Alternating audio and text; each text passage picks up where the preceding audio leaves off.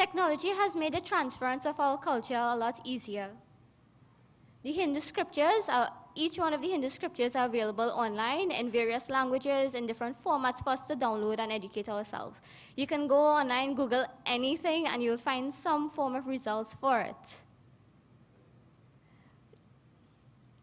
The technology can also be used for us to promote our events, functions, whatever we are having, like for instance, our Ramleela celebrations. I know a lot of Ramleela groups, they either have or they intend to have a website, a Facebook page, letting people know what's going on with their Ramleela group, activities that are taking place within the group. Right, so these are some of the things that we use technology for. Keeping in contact with others, networking. For instance, I'm sure a lot of us are going back from this conference, making a lot of contacts, a lot of friends with people that have a same mission in mind, upholding the teachings of our scriptures and with an interest in Ramleela. An example of technology being used is the live broadcast of our Ramleela conference. That is a good example, and I think that a lot more of this should be done. Also, technology can be used globally. Since we live in a global village, it is easier for us to share our cultural traditions with relatives and friends that live abroad. So, for instance, you have a wedding or some sanskar in your family, and you want to share it with your relatives that are abroad, and they can't make it to visit you. You can create a connection to them through the internet, and it's almost like they are there with you sharing in your experience. Right, so now straight to Ramleela. Well, we all have a fair idea of what Ramleela is. Ramleela is the acting out of the story of Ram from the Ramayana. Many changes have occurred from what we practice as Ramleela today compared to what was practiced when Ramleela first started in Trinidad. Technology has added to some of these changes.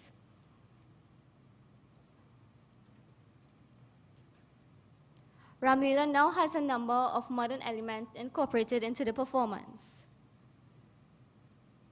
So there's this argument that we are adding new technological advances to the Ramleela, which is altering what is traditionally celebrated as Ramleela. It was said that the audience that built your show may not necessarily be the audience that will sustain your show. With this in mind, the younger generation see that we need to change it and make Ramleela more, well, not we, a lot of younger people see that they need to change Ramleela and make it more exciting in order to get a greater audience. But then there are those of us that think that we should at least keep some of the traditions that make Ramleela the sacred celebration. How far are we willing to grow in the promotion and development of this sacred art form? The lessons provided in the scriptures are for us to learn how to live the right way, and that is Dharma.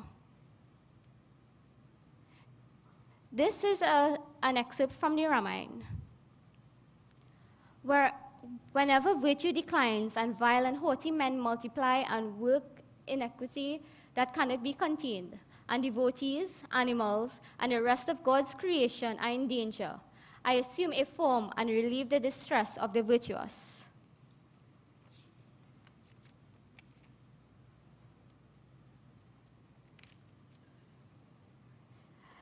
The next step in our move towards developing Ramleela, it is important that we aspire to develop our Ramleela celebration so that it may be on par with international events of this caliber. Change is good, but we must maintain the essence of the scriptures. The stakeholders involved must work together to achieve the common goal of the continuance and evolution of this great tradition. So basically, we are changing it to include a wider audience, but we must not forget where Ramleela came from and the importance of the Ramleela celebrations.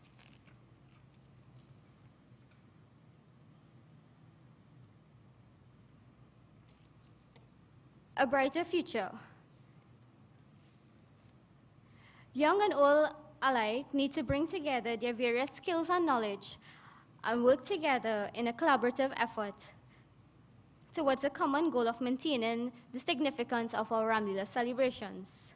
By working together with Ramleela groups, through local governing bodies, and forming an international governing body to facilitate the exchange of ideas between Ramleela groups throughout the world, we can see our way forward for Ramleela.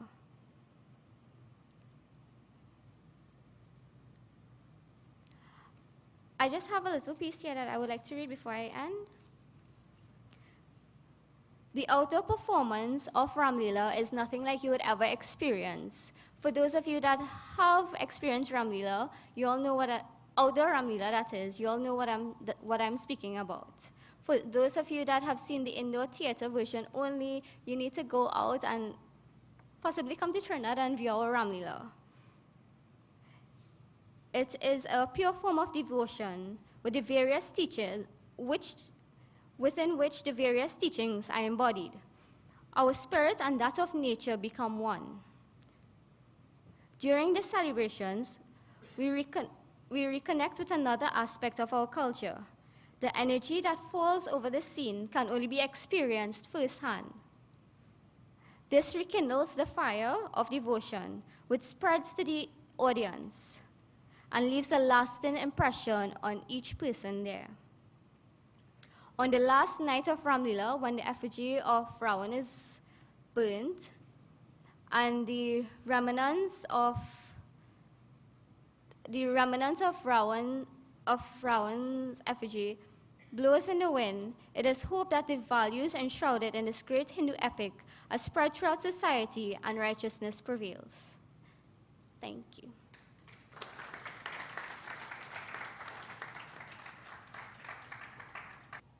Thank you very much, Indira Jairam.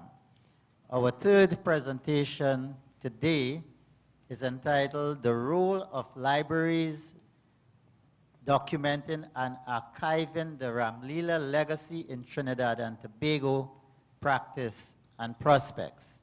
This presentation will be done by two people, Marilyn Rajkumari Kumar and Kumari Ramtahal. Marilyn Rajkumari Kumar pursued her BSc in zoology at UWI in 1975 and her Master of Library and Information Science at the Kurukshetra University, India in 2000. She is presently the campus librarian at the UTT Corinth Campus Library. Kumari Ramtahal is employed as a librarian at the Alma Jordan Library at UWI St. Augustine.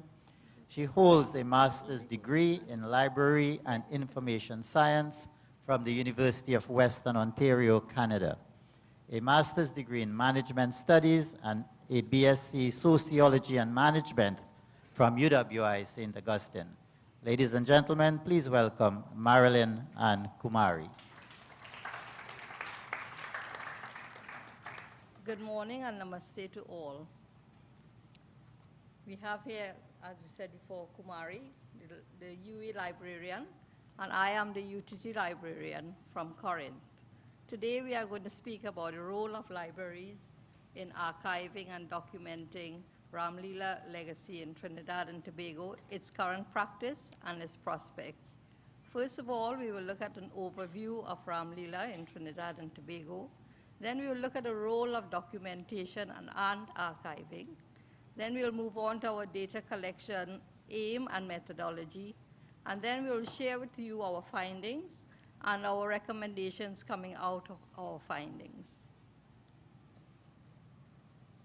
First, let us look at the international recognition of Ramleela. In 2005, UNESCO proclaimed Ramleela, the traditional performance of the Ramayana in India, as a masterpiece of the oral and intangible heritage of humanity.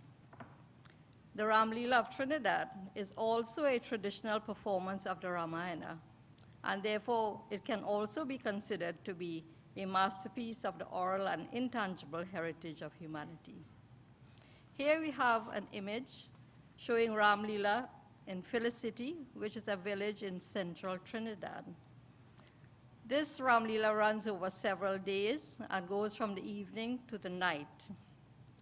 This performance is carried out by the villagers themselves, both as performers as well as managers of the Ramleela. Here we have another image of the same Felicity Ramleela. We have the effigy here of Ravan being burned, and we have the players as well as the audience being onlookers. In this regard, Derek Walcott, who was a Nobel Prize winner for literature in 1992 and who lived in Trinidad for some time, he was so struck by the Ramleela in Felicity, in his Nobel lecture, he introduced it by speaking about his thoughts on this Ramleela. And I would like to quote part of his speech. The performance was like a dialect, a branch of the original language, an abridgment of it, but not a distortion or even a reduction of its epic scale. Not with that desperate resignation of preserving a culture, but with an openness of belief that was as steady as the wind bending the cane lances of the Caroni Plain. He compared the Trinidad Ramleela to a dialect of the language that was the Indian Ramleela. He was struck by the performance as an act of faith and belief, not as theater as he knew it. Now we'll look at the Ramleela organizations and groups in Trinidad and Tobago. In 2001, the National Ramleela Council of Trinidad and Tobago was established. And according to its website in June this year, there are 36 registered Ramleela groups in this small country. And they are scattered throughout the country, from north to east, central, south, and deep south. Beside these 36 groups, you have groups like the Hindu Prachar Kendra that run a children's Ramleela called Bal Ramdilla. And in addition to this, you have other groups that are currently not registered with the National Ramleela Council. So why document and archive Ramleela? I think we should look at the demographics of this Trinidad and Tobago. According to the 2011 Trinidad and Tobago population census information available, 34.4% of the population is of Indian origin.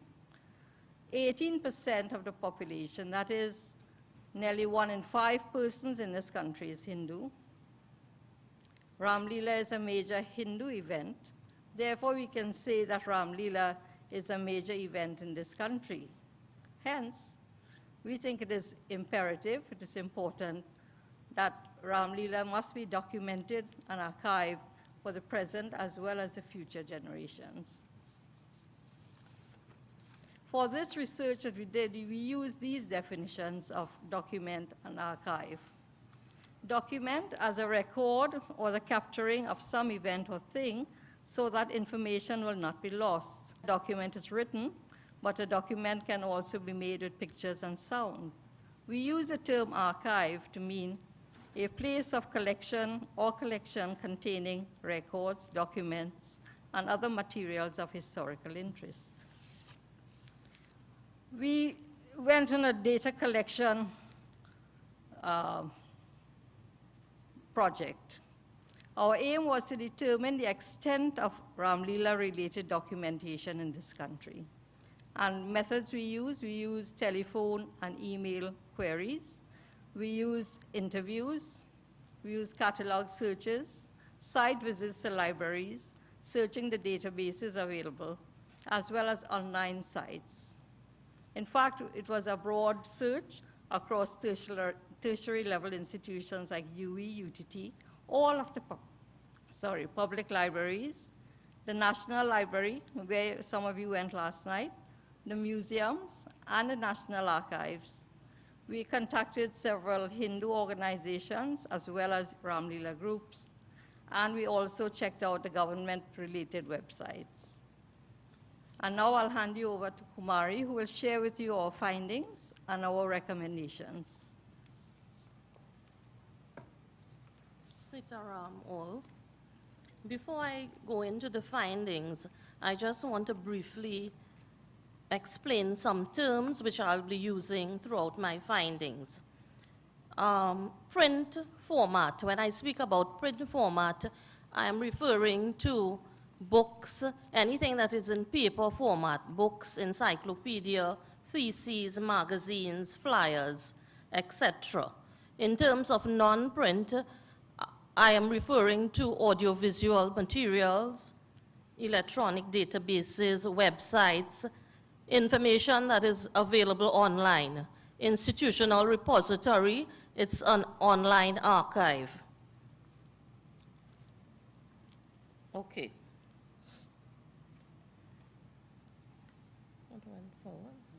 Okay, so our first stop was at the Alma Jordan Library at the University of the West Indies. And what we did was a physical search using the online catalog. We also looked at the electronic databases. In terms of print resources, we found 14 Caribbean studies projects. And these are undergraduate projects that are done by students from the Department of History. There were 3 theses, 2 PhD theses, and 1 MPhil thesis, as well as other print materials, books, magazines, calendars, etc. There was 1 audiovisual recording, and that was a very popular recording, A Ramleela, that was done by the Dow Village Ramleela group.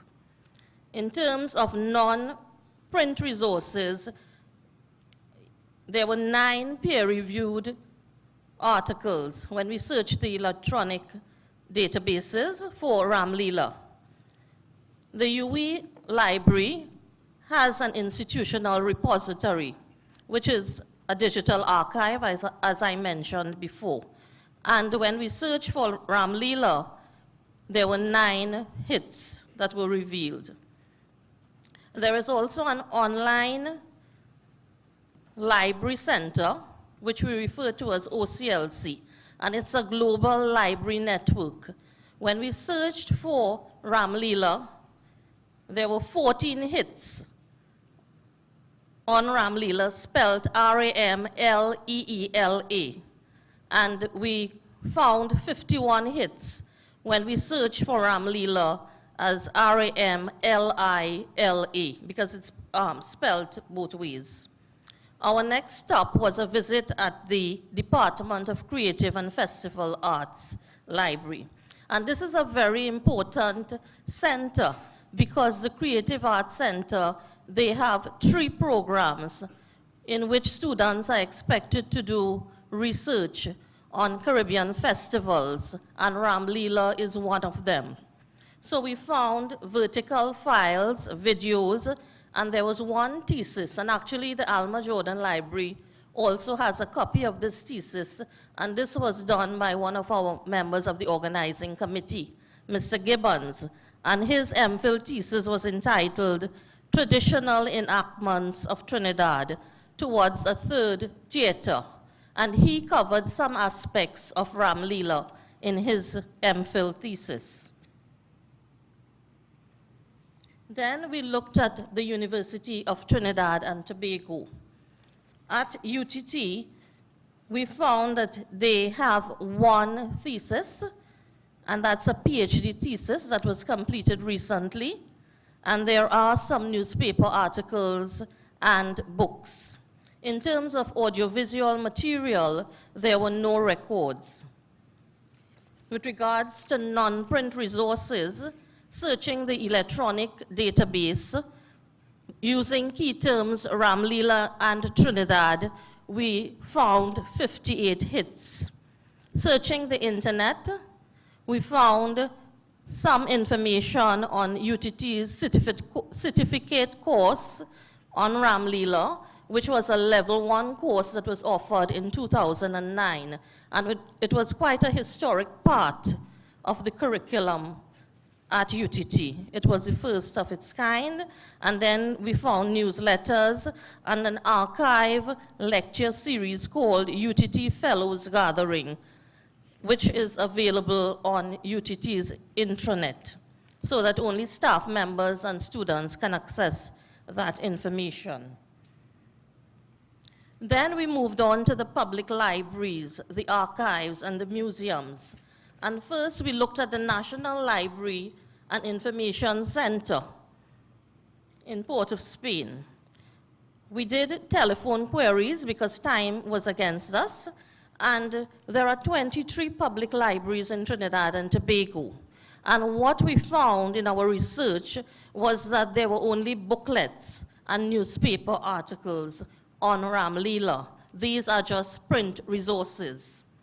The National Heritage Library, there is only one booklet and some newspaper articles.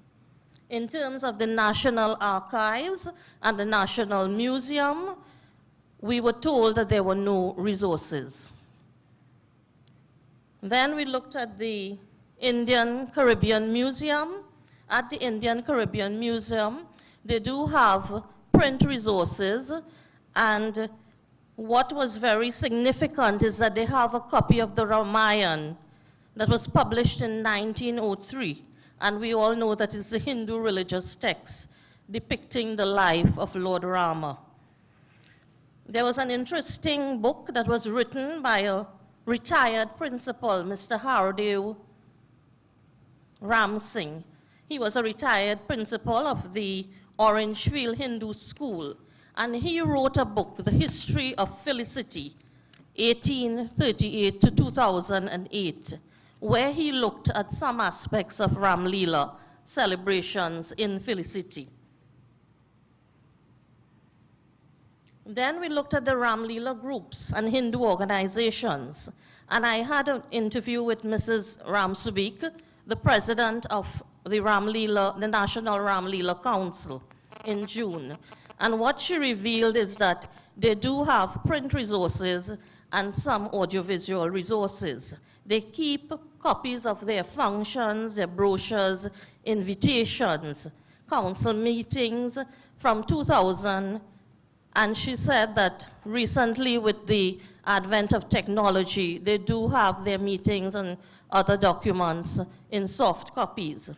They also produced a commemorative magazine in 2007 to celebrate 127 years of Ramleela in Trinidad and Tobago. What was also interesting is that they have a significant collection of Ramleela scripts. And these scripts were used when 19 groups from Trinidad and Tobago went to Suriname to celebrate the Carry Festa event. In terms of non-print, they recently developed a website in 2010, and they have significant information on Ramleela, its history, formation, and other activities, including digital photographs. And this conference is actually being streamed from that website, and there is also information on the conference proceedings. You have 5 more minutes. 5 minutes. Okay, so we looked at other groups. We looked at the Ramleela group of Palmis, and they do not have an organized documentation policy, but they do have personal records of photos and video recordings. The Sanatan Dharma, they only had print resources and audiovisual material. We looked at the Hindu Prakash Kendra, and they have a very organized system of documenting their Ramleela resources. They have both print and non-print articles. We also looked at Swaha. Swaha did not have an organized documentation policy, but they do have print resources as well as video recordings. We did a wide internet search on Ramleela, and we looked at Google and all these other search engines, Flickr and YouTube, and these were the results that were revealed. In terms of government website, it was quite interesting. We found only one item on the government portal, eConnect, and this was really describing the events in Trinidad and Tobago, and Ramleela was mentioned as a significant event that is held in October. The other ministries and significant ones which are listed here, there were no records on Ramleela, neither the Ministry of Education. So what does the practice reveal? It reveals that documentation exists, but we need to do more. There is too little. There is urgent need for libraries, archives, and museums to play a greater role in collection development of Ramleela resources. There is a need for effective documentation and archiving practices.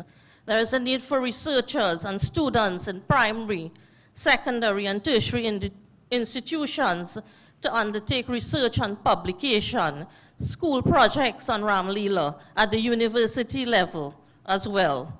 This practice would enable greater access to Ramleela resources and would pave the way for researchers to have access to a greater body of research on Ramleela.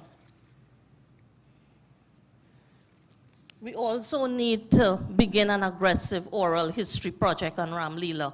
There are people who have passed away, and there are some who are still pioneers and who are still practicing Ramleela. We also need to have more video recordings on Ramleela events, more collection development in our public libraries, our museums, school libraries. We need to have a determined collection of brochures, booklets, and other materials. So what are the prospects? I continue. We need to develop an aggressive outreach programs, both librarians and museums. Additionally, the Ramleela persons who are key stakeholders, there need to be greater collaboration. Priscilla mentioned this morning about the 3 C's, and I think that is important. Finally, we also need to embrace the technology. This panel is about e-technology, and I think this is the way for us to go. We need to develop photo collections, online exhibits, and digital objects, because this is a gateway to the world. Thank you very much.